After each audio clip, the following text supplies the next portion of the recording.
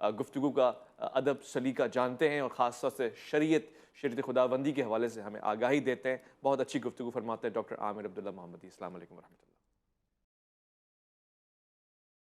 پوچھنا چاہتا ہوں یہ جو پورا کیس ہوا، خاتون 25 سالہ بچوں سے ملنے گئی ہے، ظاہر طلاق یافتہ ہے، اس میں اس کی کتنی ذمہ داری ہے اور معاشرے کی کتنی ذمہ داری ہے؟ بسم اللہ الرحمن الرحیم. افسوس اور دکھ کے ملے جلے جذبات کے ساتھ آپ کی خدمت میں یہ عرض کرنا چاہوں گا کہ یہ وہ ملک ہے جو اسلامی جمہوریہ پاکستان ہے، اور اس ملک کی اساس اور بنیاد تو اصل میں اسی دن پڑ گئی تھی جب حضرت محمد ابن قاسم علیہ الرحمہ کی دعوت پر یا ان کے اخلاق اور کردار سے متاثر ہو کر یہاں کے رہنے والے ہندوؤں میں سے پہلے ہندو نے اسلام قبول کیا تھا. اور اسلام دراصل وہ عظیم دین ہے جو اخلاقیات کا مجموعہ ہے، اور جب کوئی اسے قبول کرتا ہے تو دراصل وہ قبول نہیں کر رہا ہوتا، وہ اپنے اندر سے اسے دریافت کر رہا ہوتا ہے، کیونکہ اسلام دین فطرت ہے. محمد ابن قاسم ایک عورت کی آواز پر لبیک کہتے ہوئے یہاں تشریف لائے، اور پھر راجہ داہر سے ان کی افواج سے ان کی جنگ ہوئی دیبل کے مقام پر، اور پھر بالآخر سندھ فتح ہوا. دو قومی نظریے کی بنیاد اسی دن پڑی. لیکن آپ یہ دیکھیے کہ اسلام کے نام پر جسے حاصل ہی اسلام کے لیے کیا گیا تھا کہ جہاں عزتوں کی حفاظت ہوگی، جہاں انسان اپنے رب کی عبادت کے لیے آزاد ہوگا، زندگی کی جو بنیادی ضروریات اور بنیادی جو چیزیں ہیں ان میں سب سے امپورٹنٹ عزت ہے، وہی چھن جاتی ہے. اقبال کا بھی یہی فلسفہ ہے کہ جس عزت کی روٹی اگر میسر نہیں آتی تو ذلت کا تمہیں نان جویں ترک کرنا پڑے گا. اے طائر لاہوتی اس رزق سے ہے موت اچھی جس سے آتی ہو پرواز میں کوتاہی. تو آپ کہہ رہے ہیں کہ اس خاتون کو خودکشی کر لینی چاہیے کیونکہ عزت تو نہیں بچ رہی. کبھی بھی نہیں کرنی چاہیے، اس معاشرے کو خودکشی کرنی چاہیے، اور یہ رواں دواں ہے خودکشی کے اوپر. چلیں یہ بھی میں فتح لے لوں. تباہی اور بربادی کے راستے پر. بہت ہی افسوسناک یہ ساری آپ نے جو ابھی اعداد و شمار دیے بریک میں جانے سے قبل انتہائی لرزہ خیز ہیں. اور جس معاشرے میں ہم رہتے ہیں اس معاشرے میں جہاں چاروں طرف مساجد ہیں، جہاں مدارس ہیں، جہاں اسکولز ہیں، جہاں ہر آدمی سو کالڈ دانشور بنا پھرتا ہے، اس معاشرے کی یہ سچویشن ہے تو میں تو سمجھتا ہوں کہ ہم ناکام ہیں. ہم کچھ بھی نہیں کر پا رہے جو ہمیں کرنا چاہیے تھا. ہم عملی طور پر ناکام ہو چکے ہیں.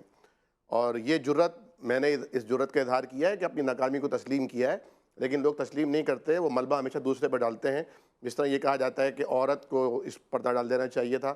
دیکھیں پردہ اس وقت ڈالنا یقینی طور پر مفید ہوتا ہے کہ جب برائی پھیلی ہوئی نہیں ہوتی، لیکن جب برائی، قاتل، سازشیں اس قدر اتنے بڑے پیمانے پر ہوں تو اس وقت پردہ ڈالنا تو اسی طرح ہوتا ہے کہ آپ نے کوڑے کے ڈھیر پر پردہ رکھ دیا ہے، کپڑا رکھ دیا ہے.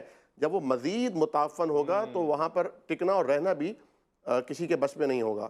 تو یقینی طور پر عورت تو بیچاری مظلوم ہے، اور عورت تو یعنی اس کے اوپر تو یہ جبر ہوا ہے، اور اللہ رب العالمین اس کے احوال پر رحم فرمائے. جیسا کہ ابھی عالیہ بہن نے فرمایا کہ طلاق کی اس صدمے سے گزرنے کے بعد، اور پھر ہمارے ہاں تو کوئی نفسیاتی سائیکولوجیکل کوئی تربیت ہی نہیں ہے نا، کوئی ٹریننگ ہی نہیں ہے.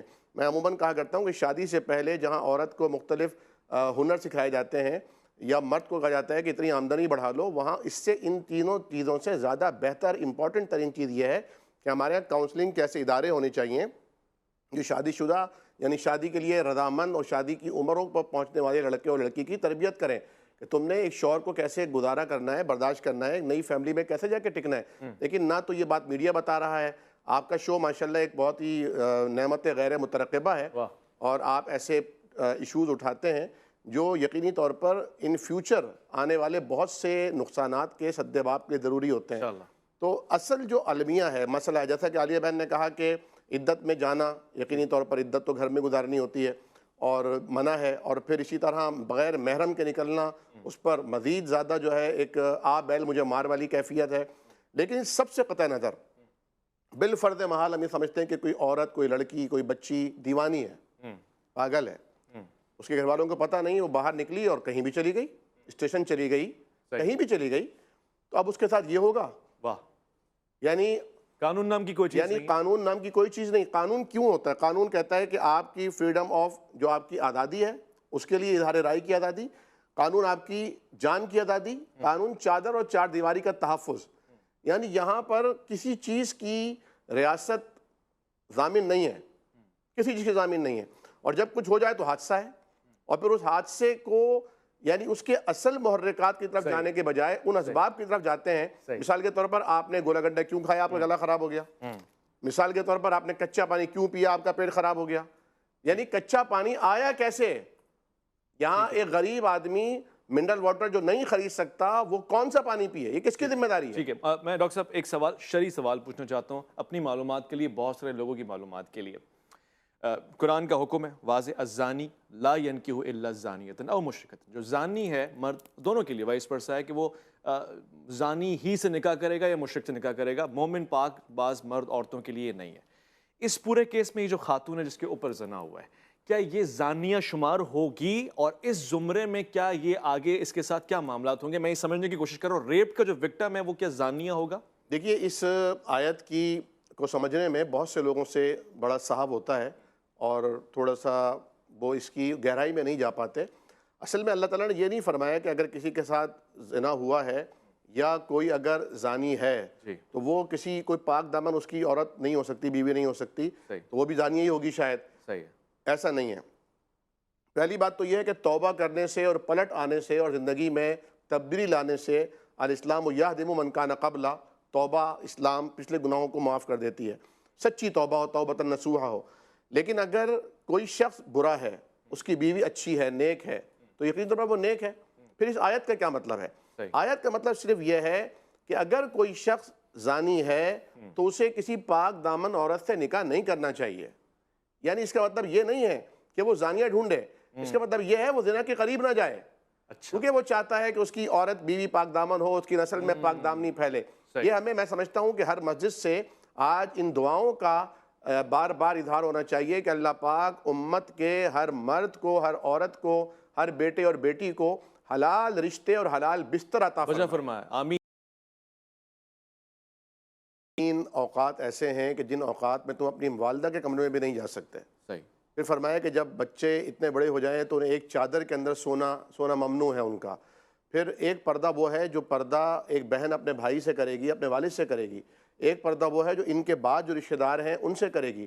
ایک پردہ وہ ہے جو باقی اجنبی لوگوں سے کرے گی جن کے اخلاق کردار کا کچھ پتہ نہیں ہے۔ ایک پردہ وہ ہے جو جب گھر سے باہر نکلے گی تو کرے گی۔ تو جب ہم ان بیریئرز کو توڑ دیتے ہیں تو پھر گاڑی تو بے قابو ہوگی اور پھر اس کا بریک بھی نہ ہو، اور پھر وہ اسباب بھی جن اسباب کی آپ نشاندہی فرما رہے ہیں۔ دیکھیں ہر عمل کا ایک وبال ہے، گناہ ہے، سزا ہے، لیکن بعض گناہوں کی اور بعض ایسے ایکٹ کی شناعت اور ان کی قباحت اتنی بڑھ جاتی ہے کہ وہ گناہ بڑھ جاتا ہے اپنے درجے میں۔ جس طرح نبی کریم صلی اللہ علیہ وسلم نے فرمایا کہ زنا تو ویسے ہی منع ہے، انہ کان فاحشۃ وساء سبیلا، بہت بری بات ہے اور بہت گندا راستہ ہے۔ لیکن اگر یہ کسی پڑوسن سے ساتھ اگر یہ فعل بد ہو جائے تو اپنی شناعت اور قباحت میں اور بڑھ جاتا ہے۔ اور محرم رشتوں کے ساتھ الامان والحفیظ، یعنی محرم کہتے ہیں جس طرح حرم پاک کہا جاتا ہے، تو جس طرح وہ پاکیزہ اور مقدس ہے اسی طرح یہ محرم رشتے پاکیزہ اور مقدس ہیں۔ تو جب تک اللہ کا خوف نہیں ہوگا یہ سب کچھ ہوگا، جب تک قانون کا تازیانہ نہیں ہوگا۔ دیکھیے کتنے افسوس کی بات ہے، آپ نے زینب بچی کا تذکرہ کیا، سننے میں آیا کہ اس کے جو لوگ تھے ذمہ دار ان کو پکڑا بھی گیا، سزائیں بھی ہوئیں، لیکن کیا وہ سزائیں پبلکلی ہوئیں؟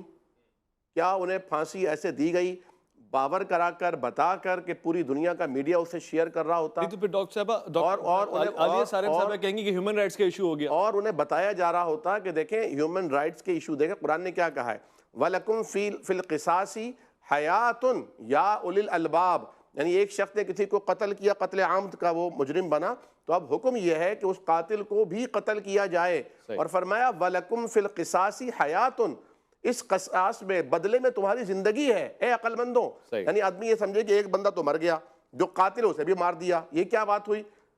اس سے روک تھام ہوگی مزید قتل عمد کی، لوگ قتل نہیں کریں گے۔ جب آپ سزا دیتے ہیں محرم رشتوں کے حوالے سے، یہ جو دیکھیں نا جو بھی غلط کرے، جو بھی برائی کرے اس کی سزا ہوگی۔